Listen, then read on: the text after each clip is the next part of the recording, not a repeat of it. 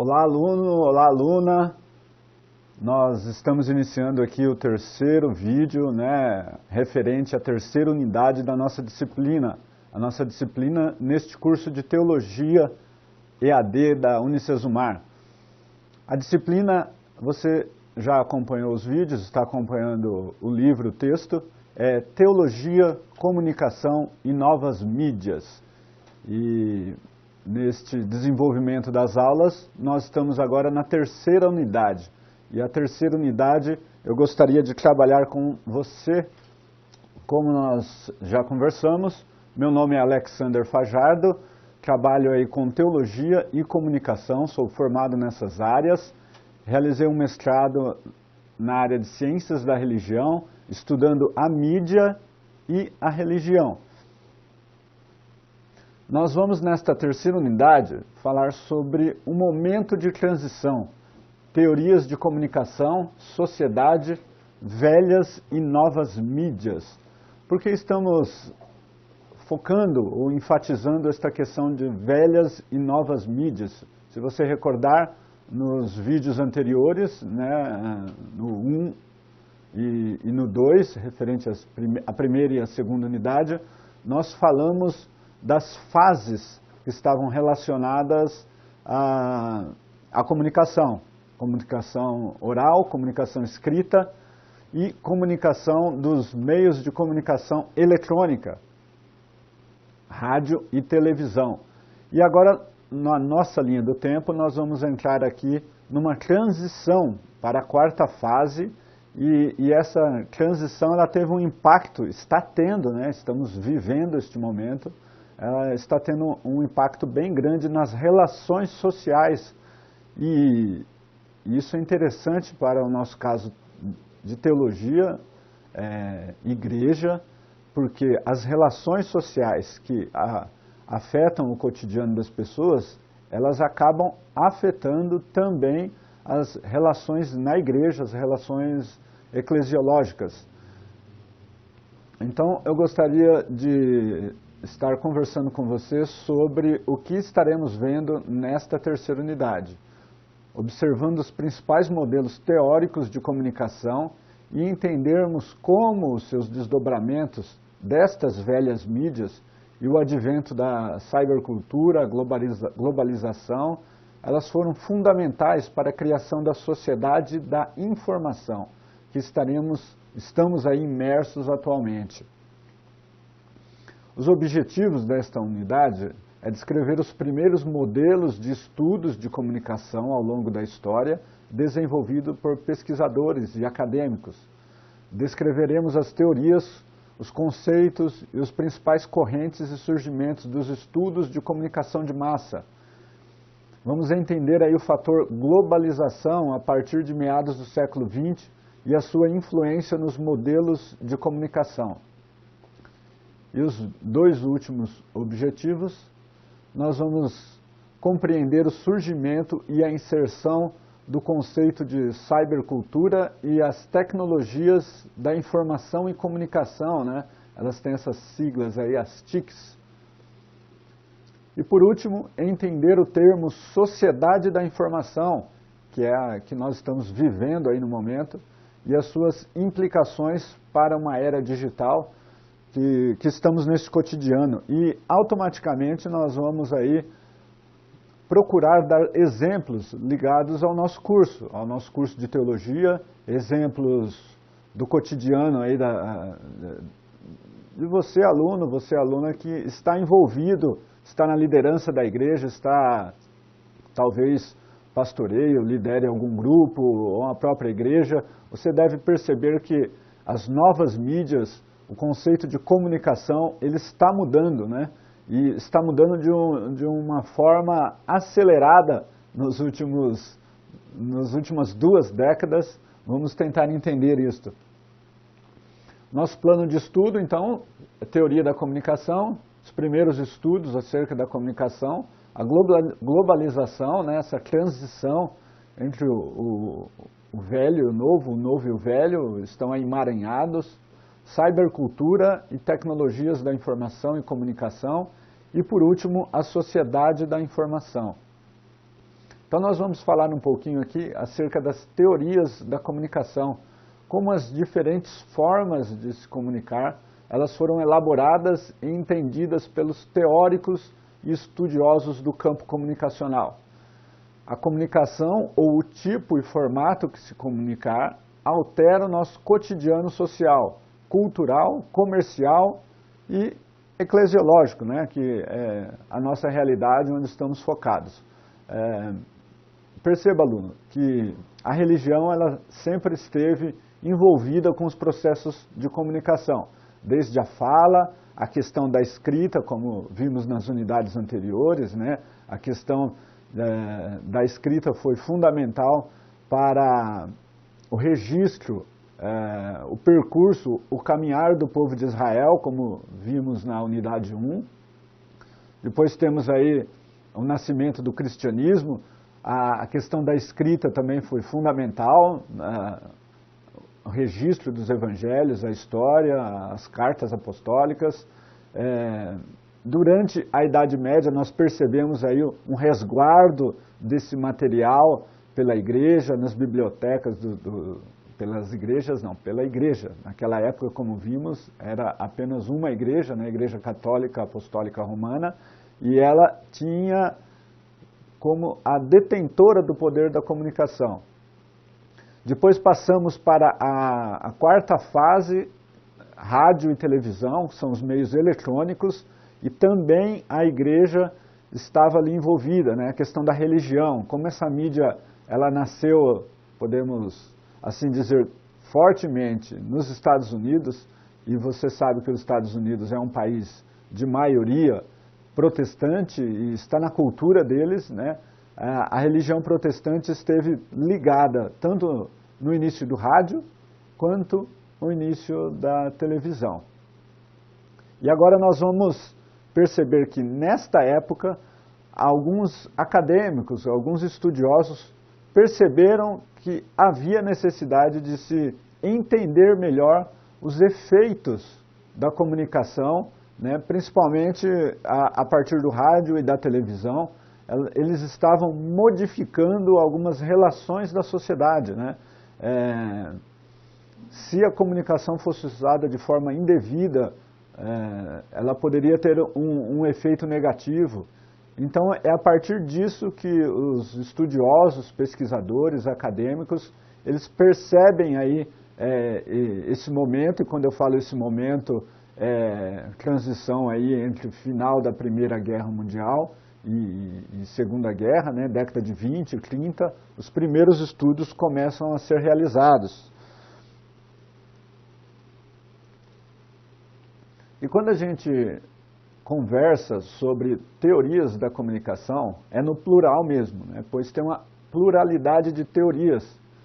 E o professor Martino, ele escreve em seu livro que, examinando o conteúdo dos mais de 15 livros com esse título, Teorias da Comunicação, foi possível notar que apenas 23,5% das teorias citadas são reconhecidas como teoria da comunicação por todos os autores. O restante das ideias, elas são aceitas como teoria da comunicação por um autor, mas não necessariamente por outro. Então isso é interessante quando falamos nesta gigante pluralidade de teorias. Nós vamos tratar aqui com você das principais. Então são diversas formas de interpretação teóricas e aplicação em seu contexto. Teorias e relações sociais. Uma teoria é um conjunto de conceitos criados a partir da observação e estudo sistemático de um tema e que, aplicado, pode explicar alguns aspectos da realidade. Portanto, ao se falar em teoria da comunicação, é necessário ter em mente que os conceitos apresentados auxiliam a pensar as relações sociais a partir da comunicação. Então perceba que é a partir desse momento que esta disciplina comunicação, falando academicamente, ela ganha o seu nome completo. comunicação social, porque ela tem o papel de gerenciar, influenciar, de preferência positivamente, as relações sociais, né? Então, no âmbito comercial, no âmbito diplomático, entre os países, e aí, no nosso caso específico, né, entre a questão da religião, a questão da teologia, igrejas, né, como utilizar a comunicação de forma viável, que aconteça um começo, meio e fim interessante aí. Então, como se comunicar, né? Nós temos aqui alguns tópicos. Exemplo aí do sino da igreja na cidade pequena, né? A quantidade de badaladas e a intensidade para comunicar. Questões religiosas permeiam fortemente uma cultura local, né? Como você deve ter lido no livro-texto, na terceira unidade, nós temos aí, eu dei um exemplo que eu percebi isso, né? Meu pai e minha mãe moram numa cidade do interior, e é uma cidade muito pequena, né? Com entre 10 e 15 mil habitantes, e ali a comunicação parece que a gente está em outro ambiente, em outro mundo, né? E a comunicação é como eu relatei no texto, as pessoas entendem o que está acontecendo na cidade, né, um fato interessante ou algum acontecimento pelo badalar do sino da igreja matriz, a igreja católica, né? É uma cidade no interior paulista bem católica, e quando determinada badalada e intensidade do sino é tocado, a vizinha tinha falado para minha mãe que queria saber quem havia morrido. Aí mas como ela soube, né? Alguém mandou a mensagem no celular, né? Ela ouviu no rádio? Não, ela tinha percebido o tom do sino na igreja tocado, significava que aquela forma de ouvir o sino era de que haveria um enterro ali, né? Um velório. Alguém da comunidade tinha falecido. Então, para mim que não estou ali no contexto, né? Eu estou vindo de fora, ouvindo o sino, seria apenas ouvindo um sino tocar, mas a intensidade, o tom, a quantidade de badalas do sino, os moradores ali que estão há décadas ali, eles já têm isso na sua cultura, na sua raiz, né?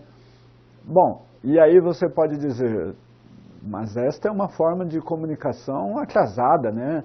É uma forma de comunicação que está funcionando ali. Eu não sei até quando o tempo irá durar, né? As pessoas de mais idade têm essa relação cultural e religiosa com a cultura, com a cidade, com o padre ali, né?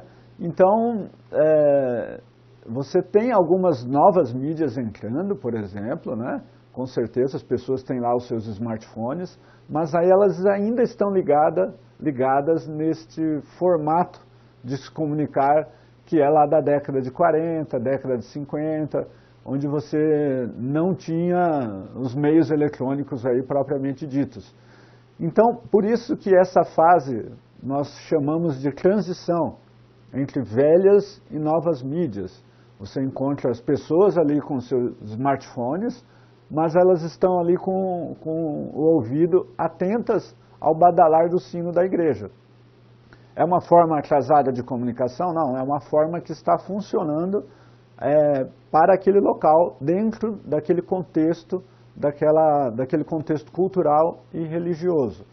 E dificilmente a gente irá trazer essa forma de comunicação para uma cidade grande, né? Vai numa capital, por exemplo, Belo Horizonte, Rio de Janeiro, São Paulo, Recife, e aí ali no meio do trânsito, buzinas de carro, e as pessoas caminhando, e aí tocar o sino, nesse sentido, as pessoas não estarão prestando atenção. Os ruídos são outros que as pessoas estão atentas, foram se acostumando a outros ruídos, interferências, né? Então, talvez passe em frente à igreja e nem ouça o sino, né? O sino fica ali tocando, mas outros ruídos estão permeando aí a atenção da pessoa. E lá na cidade do interior, não, é uma calmaria, um silêncio. Então, ressoa o sino a quilômetros. Então, são formas diferentes de comunicação ligado no contexto religioso e cultural, e é interessante observarmos como que isto se dará aí nos próximos anos, nas próximas décadas, né? Será que as crianças que estão nascendo na cidade do interior manterão este costume, né? Ou estarão apenas ali com os seus smartphones, seus tablets, antenadas ali num outro tipo de comunicação? É desta transição que nós estamos falando, que você pode ler aí atentamente na unidade 3 aí desta disciplina. Vamos seguindo aqui. Outro exemplo um exemplo do cinema, né, atual, o código Morse, ele é um sinal de telégrafo elétrico. E, por exemplo, dando um contexto aí de ficção, né, os filmes Vingadores, a Era de Ultron, é um sistema ali todos de rádio, todos falando, antenados, se comunicando, e aí existe uma situação ali no filme onde toda a comunicação o sinal é bloqueado, né, e eles ficam ali isolados, e a pessoa está em outro país, e aí ela fala, não, a gente acho que tem uma forma de comunicação aí que conseguiremos. E aí ela vai lá tanto no telégrafo, né, a base do código, e eles conseguem, né, apesar de ser a ficção ali do momento, de fato, por muitas décadas, o código Morse ele foi fundamental aí para as comunicações, principalmente as comunicações em tempos de guerra, em tempos de diplomacias entre os governos, né? Então é outro exemplo que também a gente pode trazer nesta transição entre o velho e o novo, né? Aqui eu trago um pensador, um teórico da comunicação, né? A gente já falou dele, o professor canadense McLuhan. Ele é o autor do conceito teórico de aldeia global. Então, a princípio é um termo paradoxo, né? A aldeia, que é um lugar restrito, e global aí no seu contexto universal, né? E ele estudou aí o caminhar histórico da humanidade, focando essa questão da comunicação, e ele elaborou aí um processo de 3 estágios, né? O primeiro ele entende que era a era tribal, que predominou a comunicação oral.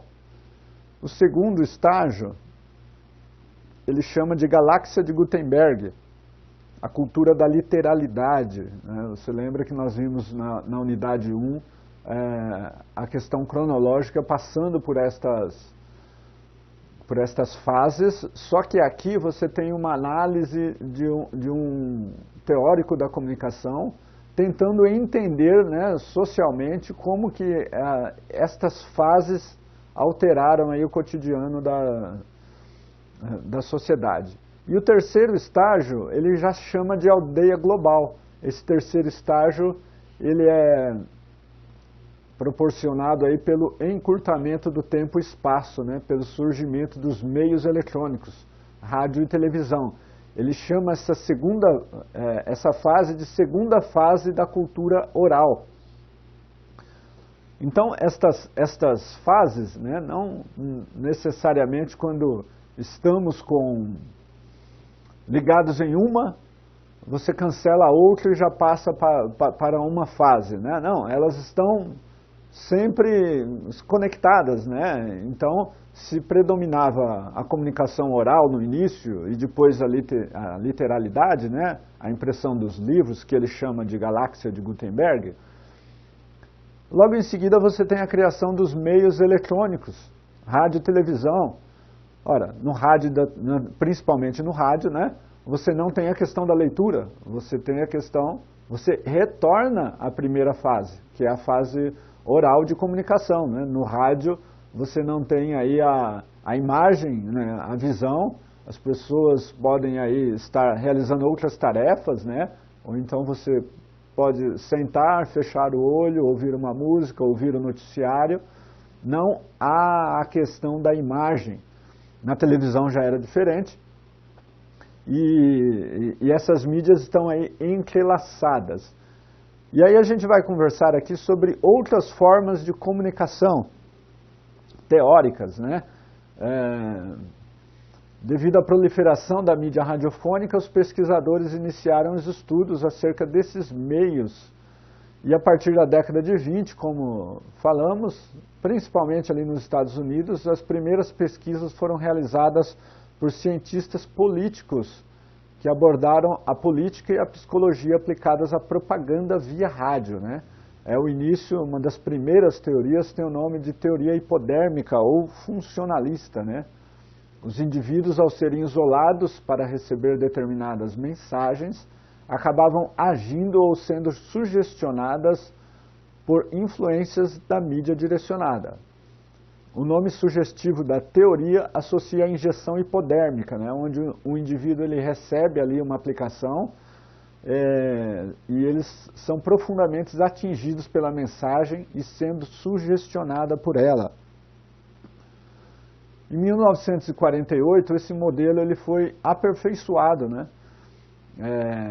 Então, os teóricos, comunicadores, colocaram o nome de teoria funcionalista, e nós já vamos explicar aí, né? Toda e qualquer pesquisa deveria passar por 5 questões que deveriam analisar o quem, diz o que, em que canal, para quem e com que efeito. Verificar os ruídos na mensagem e as correções. Este campo diz que os meios da comunicação, eles possuem uma função na sociedade. Por isso, teoria funcionalista. Eles precisam gerar temas relevantes para o debate social. Por isso, quando nós falamos em comunicação social, a função é social. Então, o modelo proposto é este do slide.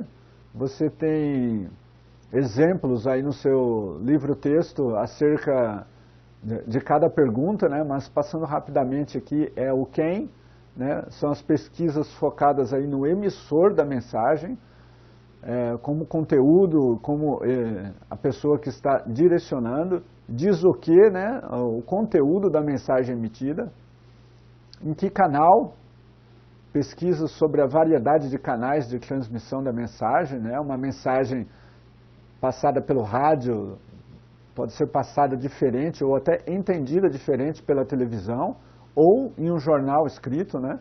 Então, você tem que adequar o conteúdo para cada meio de comunicação, para quem, né? Focar aí quem é o seu receptor desta mensagem e com qual efeito. Pesquisas relacionadas aos efeitos finais de todo o processo. A mensagem fez o que com o indivíduo? Ela produziu o efeito desejado, né?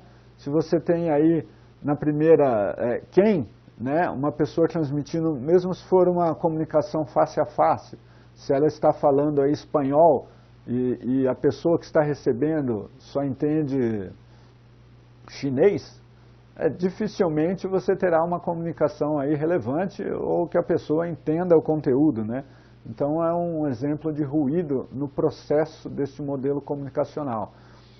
Agora nós temos aqui a Escola de Frankfurt, que eles geram aí uma nova proposta de referenciais teóricos da comunicação. Vão surgindo outras pesquisas, né?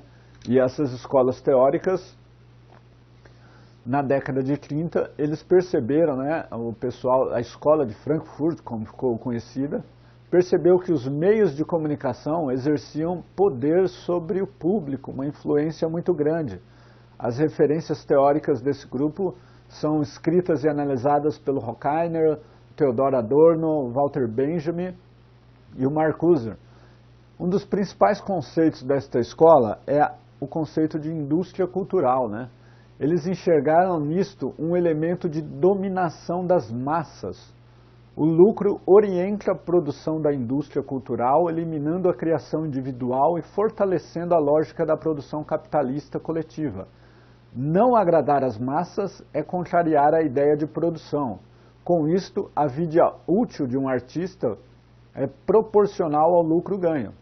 Para os teóricos desta escola, a produção da mente criativa se torna uma mercadoria com fins econômicos. Todo este ciclo é alimentado e difundido pelo cinema, propagandas de rádio, televisão, revistas, ou seja, os meios de comunicação de massa. Então aqui nós retornamos pensando no seguinte: se você tem, como nós vamos dar um exemplo aqui, como que a pessoa ouvia na década de 20, ela queria ter a oportunidade de ouvir uma ópera. O único jeito, o único método, ela indo ao teatro, né? Comprando ali o seu ingresso, então há toda uma expectativa, senta ali na poltrona, e aí você ouve uma ópera, né? Bom, esse pessoal de Frankfurt, eles entenderam, captaram que a partir dos meios eletrônicos você tem um novo modelo aí, que é a comunicação para a massa, né? Os meios de comunicação de massa, rádio e televisão. Na escrita ou na fala, você conversando, você fala para um público específico, mas não era uma quantidade grande. Então, esse termo, meios de comunicação de massa, surge a partir dos meios eletrônicos, rádio e televisão. Você amplia a sua audiência, né, de 100, 200 pessoas que você fala, atinge, por exemplo, numa ópera, né, estão ali assistindo, você grava agora num disco, né, naquela época você gravava no disco, você reproduzia no rádio e você atingia centenas de milhares de pessoas, né? Então você tem algo que era restrito, né, esse exemplo da ópera, 200 pessoas ali assistindo, você agora pode ter milhares e até milhões de pessoas ouvindo, tendo esta experiência, desta audição, não necessariamente vindo ali ao teatro. Ela está em sua casa, tal. E eles perceberam que isso mudou as relações sociais, né? Então, por exemplo, os comentários, né? O que você achou de tal ópera? Esse tipo de comentário, ele era realizado apenas ali entre as pessoas, né, 100, 200 pessoas que estiveram, que assistiram, que ouviram, né, Agora, se você ouviu no rádio, você tem esse tipo de comentário por centenas de milhares de pessoas, né. Então, as relações sociais, né, os aspectos culturais começaram a modificar a partir do surgimento na década de 20 com os meios de comunicação eletrônica. Surge esse termo aí, comunicação de massa, e essa turma aí, né, chamada de Escola de Frankfurt, eles identificaram algum tipo de dominação e eles escreveram aí as suas teorias baseadas nestes levantamentos, né? E aí vem a questão da qualidade versus quantidade. E aí eu gostaria de chamar aqui a reflexão para o chamado mundo gospel, né? Mundo gospel da música, né? Os mesmos ritmos, as cópias de estilos, né? Gravadoras, fábrica de artistas e pregadores, né? Quem é original? Você tem aí um conceito de um estilo de música cantado que é copiado aí a partir desses meios de comunicação e as novas mídias, por exemplo, né, um artista, ele acaba cantando de uma certa forma e ele estaria restrito ali àquela comunidade de 100 pessoas, por exemplo, né? Então, em épocas passadas, você teria este cantor, né, esta pessoa, cantando ali na igreja o resto da vida para um público restrito. Agora você tem aí uma fábrica de artistas. Você ouve já posta, por exemplo, um vídeo no YouTube, outras pessoas de outras localidades começam a copiar o estilo, né? A pessoa já não é um cantor de igreja, ela tem agora a designação de artista, né? Então, é a partir destas questões que a Escola de Frankfurt levanta e a gente traz aqui para o nosso contexto religioso, né?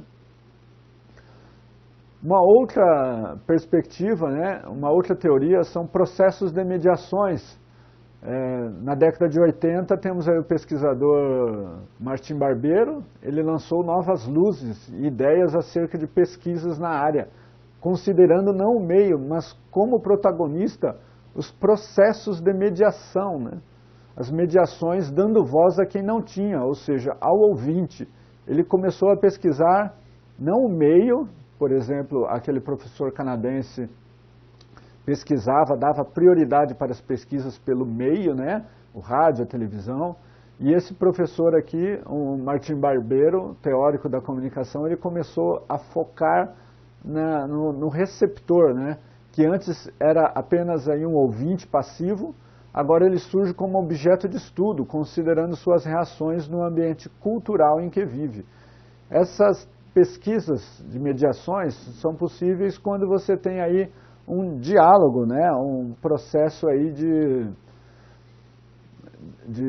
interação com o público, né? Esse ponto acaba sendo importante, pois a globalização da comunicação, por muitas vezes, não são levadas em consideração, né? A cultura regional de seus ouvintes ou telespectador, antes vistos como habitantes sem rostos de uma aldeia global, agora são protagonistas. Esse processo da mediação, como que ele se sustenta basicamente, né? Você não tem uma mediação, por exemplo, no rádio ou na televisão, é apenas o emissor falando. O receptor, ele está ali apenas recebendo a mensagem, né? E aí mais para frente você, por exemplo, tem aí um programa de rádio onde o receptor pode participar. Ou ele escreve cartas, ou ele telefona, conversa. Então já começa uma mediação, né? Uma interação. Antes era só uma ida, né, da mensagem, agora você tem um retorno, um feedback do receptor, né? E isso se ampliou, por exemplo, nas novas mídias, né? Você posta um vídeo no YouTube, você tem ali, deixar habilitado o canal de comentários, né? Então, dezenas, centenas de comentários para um vídeo, a interação, né? A opinião do público, a opinião. Esse é o processo de mediação que o professor Martim Barbeiro levanta aí nos seus livros e na sua teoria, né? Agora nós vamos falar um pouco acerca da globalização, né? O novo e o velho em transição, né? Esse termo globalização está muito relacionado com as questões comerciais, a princípio, grandes indústrias e marcas em praticamente todos os países do mundo. Isso aí, esta parte aqui nós detalhamos aí no livro, o texto, você pode ver diversos exemplos. São mudanças que ocorreram no planeta a partir principalmente aí da Segunda Guerra Mundial, em relação às questões culturais, sociais, econômicas, políticas e, por não dizer, religiosas. Esse processo da globalização aconteceu e está acontecendo, sobretudo por meio das ferramentas tecnológicas e de mídia, que avançaram de modo avassalador a comunicação nas últimas décadas. Um evento esportivo, por exemplo, né, transmitido para bilhões de pessoas, Olimpíadas ou Copa do Mundo, guerras e conflitos, né, quando surge um conflito armado, já está lá sendo transmitido, um bombardeio, né? Antes você ficava sabendo disso semanas, até meses depois que aconteceu, que iniciou uma guerra. Agora já estão ali transmitindo em Full HD, né, com imagens reais ali do conflito. E as questões teológicas, questões eclesiológicas, né? Como o mundo globalizado tem influenciado, tem afetado a sua comunidade local? Pontos positivos ou pontos negativos, né? um mesmo ritmo global aí, oportunidade de pessoas destacarem aí as suas habilidades locais, né?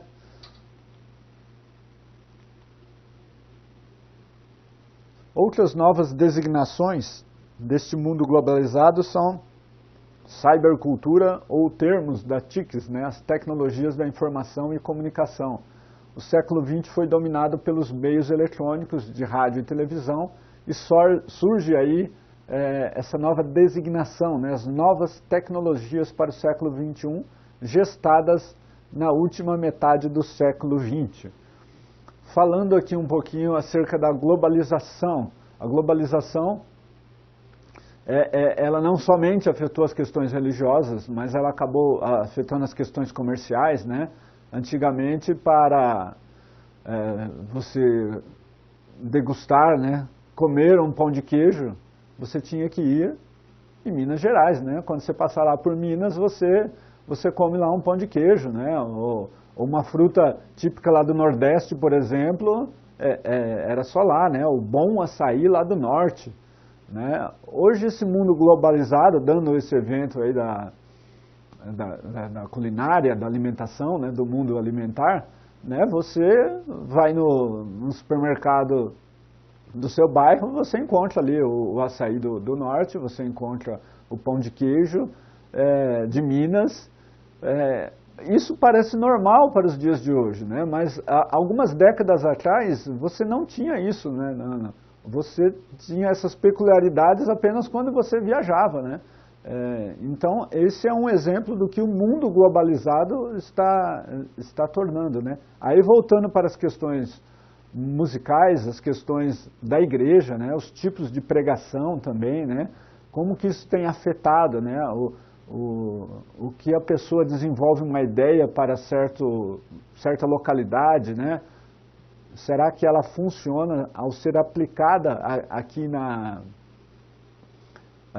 no Brasil, por exemplo, né, conceito aí de teologias de outros países, né, localidades, formas de métodos eclesiológicos, né, às vezes tem funcionado, às vezes não, né. Diversos exemplos a gente deu aí no livro-texto, você pode acompanhar. Outro termo interessante é o termo cybercultura. Expressa o surgimento de um novo universo, né? Diferente de formas culturais que vieram antes dele, no sentido de que ele se constrói sobre a indeterminação de um sentido global qualquer. Aí no livro, eu não vou reproduzir aqui porque é um texto de quase uma lauda, mas essa metáfora da Arca de Noé, aí na página 95 do seu livro-texto, eu recomendo que você leia e releia, para tentar compreender este novo momento aí do mundo comunicacional, né? Nada departamentalizado, né? O caos no oceano agitado de informações digitais, né? Ele dá a metáfora da arca e no final nunca desce da arca, cada um fica na sua arca, você tem o seu mundo fechado, departamentalizado, mas cada um está num oceano navegando, um oceano agitado de informações. Isso aí são as redes sociais, né, o que no início denominou aí de cybercultura. A perda da atenção dos assuntos supérfluos, algo dispensável, mas que nos perdemos, né? Um link chama outro, e aí você vai para o computador para ver um determinado assunto, e aí você começa a pesquisar outra coisa. Você olha no relógio, passou 30 minutos e aquele assunto inicial que você foi pesquisar, você já até esqueceu, já não sabe o que foi fazer ali, mas você ficou atento a coisas supérfluas que não eram o foco aí da sua atenção, né? E essa cybercultura, ela traz um reflexo aí, né? Essas tecnologias, elas surgem como um produto final, né? O que os teóricos denominam como sociedade da informação. Ele define isso em 3 fases, né? A Revolução Industrial, em 1769, depois a fase dos meios da comunicação de massa, né? Proporcionados pela criação da energia elétrica, né? O descobrimento da energia elétrica, proporcionando rádio e a TV, e os meios eletrônicos. E a terceira fase, que é essa fase aí da sociedade da informação. O produto principal hoje é a informação, né? Onde armazenar ela, digital, internet, os dados nas nuvens. Hoje você faz uma foto e o seu celular já sincroniza aí com os dados em algum lugar no planeta, né? Os chamados as nuvens. Prestar atenção aí no serviço baseado em manutenção da informação, né? Os dados, e-mails, transmissão de informação em tempo real, WhatsApp, fotos, arquivos, planilhas. Esta sociedade da informação está baseada nas tecnologias de informação, comunicação que envolvem aquisição, armazenamento, processo e distribuição da informação por meios eletrônicos, né? Como o rádio, a televisão, telefone, computadores, entre outros. Estas tecnologias não transformam a sociedade por si só, mas são utilizadas pelas pessoas em seus contextos sociais, econômicos e políticos, criando uma nova comunidade global e local, a sociedade da informação. Então, nós podemos trazer aí como exemplo o próprio curso aqui de teologia que você está fazendo, um curso à distância, né? Você tem aí armazenado, se você não recebeu ou se você prefere, alguns preferem estar com o livro-texto impresso, né? Alguns podem acompanhar aí via arquivo PDF, e esse arquivo ele está sincronizado aí no seu e-mail, você pode ter ele no seu celular, no seu tablet, né? Então você acessa ele. Então o resguardar desse arquivo, desse conteúdo, né?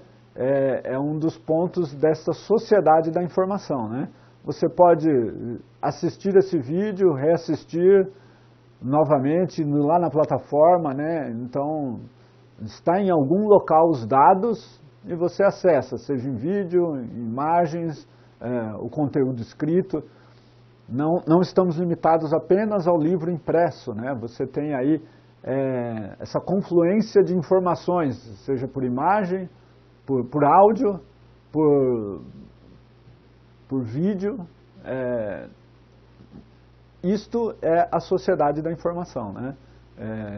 Você aí pode dialogar aí com os mediadores, né, os tutores, né, nos comentários aí dos fóruns que você tem aí no curso, né?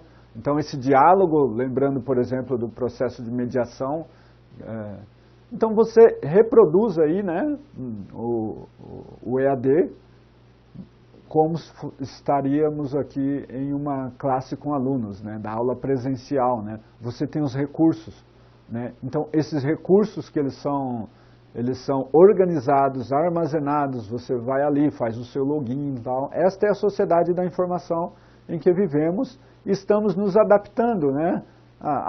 Alguém tem a dificuldade de assistir em vídeo, mas alguém tem a dificuldade agora de ler, então assiste o vídeo, depois vai para a leitura para tentar compreender melhor. Essa é a fase do que denominamos sociedade da informação. E eu gostaria de, nessa fase, indicar 2 filmes, né? Inteligência Artificial, do ano 2001, e outro filme é o filme WALL-E, de 2008, né? Quando a gente fala nessa sociedade da informação, cybercultura, nós estamos aí falando acerca de coisas que começaram aí, a princípio tinha o fundo sério, mas o cybercultura, né, o ciborgue, né, começaram a ficção transformar aí uma série que fez sucesso nos Estados Unidos e passou muito aqui na TV Bandeirantes, era o Homem de 6 milhões de dólares, né, era o ciborgue, né. É isso, você tentar robotizar as pessoas, era ali uma engenharia mecânica, biológica, né?